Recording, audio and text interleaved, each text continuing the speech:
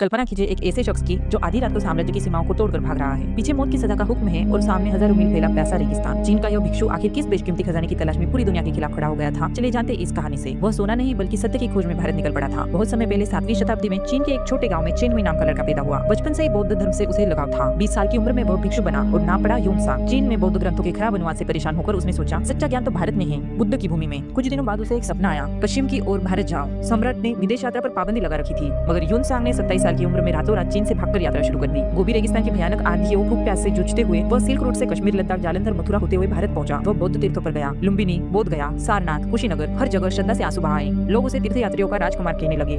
फिर वह नालंदा विश्वविद्यालय पहुंचा। कुलपति और शीलभद्र ने उसे विशेष छात्र बनाया। वहाँ कई साल बौद्ध दर्शन, तर्क, व्याकरण सब गहराई से पढ़ा। कन्नौज में सम्राट हर्षवर्धन से मिला। हर्ष ने 18 दिन का बड़ा धार्मिक सम्मेलन करवाया, जिसमें ह्यून-सांग ने सभी विद्वानों को शास्त्रार्थ में हराया। दोनों में गहरी दोस्ती हो गई। 12 साल भारत में रहने के बाद 657 बौद्ध ग्रंथ, अवशेष और प्रतिमाएं लेकर वह चीन लौटा। रास्ते में सिंधु नदी में कुछ किताबें बह भी गई, पर बहुत कुछ बचा लिया। चीन लौटकर उसने सी युकी नामक प्रसिद्ध यात्रा वृत्तांत लिखा, जिसमें भारत की संस्कृति, शिक्षा, शासन और समृद्धि की खूब तारीफ की। ह्यून-सांग की यह यात्रा ज्ञान की खोज, साहस और भारत चीन के बीच सदियों पुराने सांस्कृतिक पुल की अमर कहानी है। 12 साल बाद जब वह लौटा तो सम्राट उसे सजा देने के बजाय पल के बिछाए खड़ा था। लेकिन सबसे बड़ा रहस्य उन 657 ग्रंथों में छिपा था, जिन्हें उसने सिंधु की लहरों और लुटेरों से बचाकर चीन पहुंचाया। क्या आप जानते हैं, अगर ह्यून-सांग न होते तो आज भारत के गौरवशाली नालंदा और बोध गया का इतिहास शायद मिट्टी में ही दबा रह जाता। उसकी एक किताब ने पूरे इतिहास को फिर से जिंदा कर दिया। कहानी अच्छी लगी हो तो लाइक, शेयर और सब्सक्राइब जरूर करना। धन्यवाद।